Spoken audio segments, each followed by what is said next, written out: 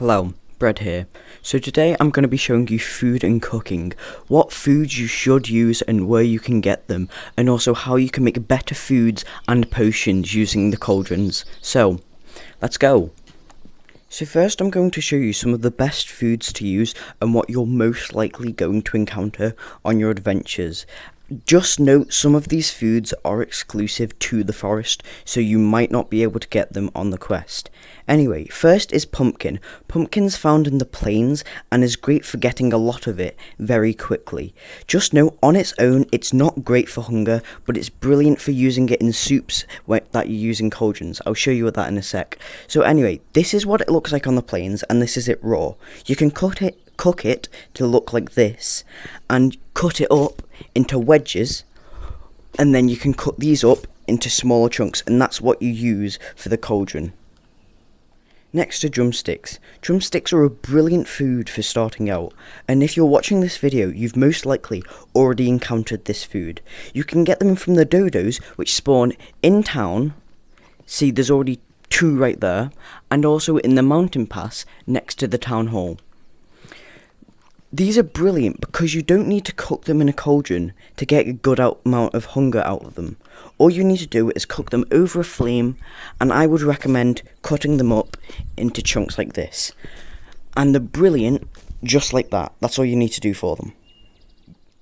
Next are mushrooms. Mushrooms are a less commonly used one because they're only really good for cooking with cauldrons, but what they do is when you cook them in a cauldron, they give you an extra health boost.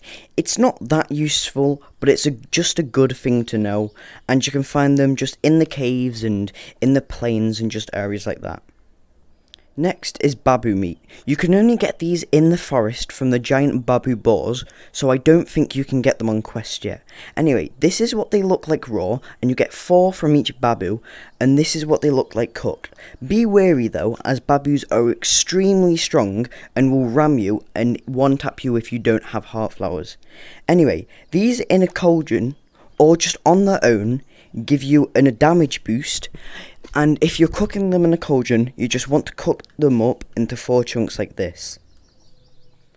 Last is dice meat. Dice meat is also obtained in the forest and is dropped by the deer that also drop you the pelts. This is what it looks like raw, and this is what it looks like cooked. You get 5 chunks from each leg, and when you cook them in a cauldron, you get a speed boost. You do get a speed boost from the leg alone, but it's not the best and it doesn't last that long, so I'd recommend making it into a potion. So now I'm going to be showing you how you can make a flame and use it for your cauldron use. Also, you need to cook meat with a flame, so do that with this as well. So first you need dry grass, which you can find in the mines or just in the plains out in the open. So what you do is you want to put it on the floor, like that, and get any burnable substance, so coal or wood or sticks. Wood is the best to use though. Just put some like that. Doesn't matter how you do it, whether you want to make like a little holder for the meat, that's kind of up to you. Then you can light the fire with 2 pieces of flint, or a flint and a rock, or a piece of ore or whatever, like that. So now I'm going to put the meat on the flame. Oops, burnt myself. Come on. And you can see it starting to cook.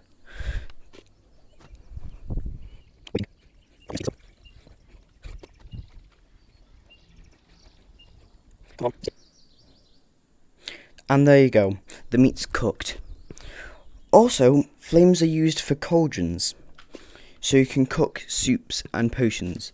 You can use one of these racks, or you can just put the cauldron directly onto the flame.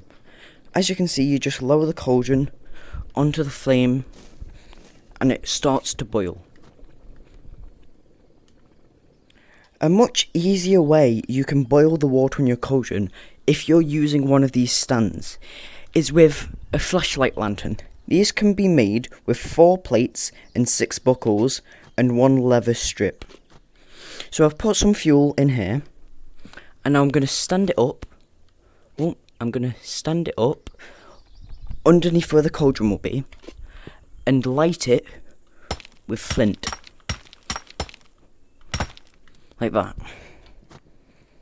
Now, I'm going to put this water in the cauldron, Come on.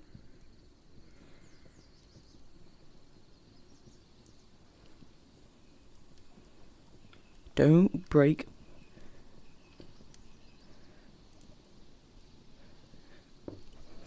Like that. And put the cauldron over the flame. I think that lantern's a bit too far away. No, it's not, it's fine. Anyway, this is how I'm going to do it for this rest of this video, just because it's a little bit less messy than using an actual open flame. Before I show you how to use the cauldron, I'm going to show you these: rock salt and garlic. Rock salt is found in the chests in the Dust Bowl and the Mountain Pass, and also in the chests in the mines. And garlic is found on the transition from the plains to the forest, and also in the plains, so I'm pretty sure you can get this on Quest. Garlic increases the nutrients of a food by 10%, so it's good for cooking purely for nutrients, so say with pumpkin and drumsticks. Whereas rock salt increases the potency of the potion by 10%, so it's good for things like a speed boost or a strength boost. So now I'm going to show you how to cook for nutrients with pumpkin. So put 4 of the food you're trying to cook with into the cauldron, and you'll see the colour of the water will change, and the extra garlic or rock salt in 2 to give us that 10% increase. Did I put in enough? Oh, putting too much there, sorry. And now we wait for the flames to go to a browny colour. You know, it's burning when the flames go brownish black, and that means it's done. If it's white, it means it's still cooking. So now oh, there you go. We just saw it's finished cooking. And now we can put this in a gourd or a glass bottle to drink later. So now I'm going to show you how you can make a potion which does give you nutrients. These do give you nutrients, but they're mainly used for the potion effects. So to show this, I'm going to use dice meat to get a speed boost. You can use the other meat and mushroom I showed before to get whatever effect you want, and if there's an effect you want that you know there is but you don't know what gives it, you can check the wiki, which will be linked in the description, to check what the foods give you and like what the effects have. You can also check the book in here, which shows you different cauldron recipes to get different effects. Anyway, now making speed potion. So again, we need to fill up the cauldron like this. Come on. Like that. Put the cauldron over the flame.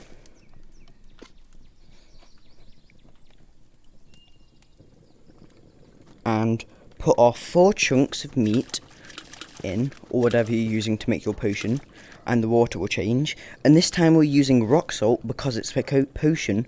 We want the 10% increased potent. Our words, 10% increase potency of the potion instead of the nutrients increase. I think it's free. Yeah, it's free for each of the 10% increase. Yeah, it's free. So 4 meat or mushroom or pumpkin, and 3 of the increase, so salt or garlic. And there it's done, and it's gone a grey colour, and we can bottle this. Oh, scary. And we can bottle this. Oh, sorry, it's full of the pumpkin juice we made before. Let me just empty this. Yeah, we can bottle this. And now we have a potion. So now that I have a lower hunger, I'm going to show you what this potion does. So now this is my normal speed. And if I drink our potion, you can see I'll get an outline on my skin. It's blue for this. I think for the meat you go like a reddish orange, and for the mushroom you go a red. But see, I'm a lot faster now, which it doesn't seem like much with this. But when you've got a hoarder on, and lots of items on you, this will increase you drastically. And I'm even faster because we use that salt to increase it more. So finally, I'm going to show you how you can fill up your cauldrons. Some of you with a keen eye might have noticed this on my back.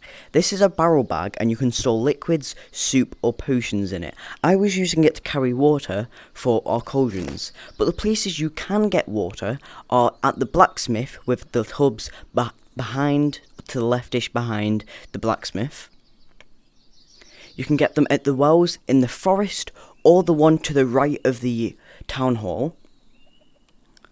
You can also get them in the mines in these weird stone deposit things.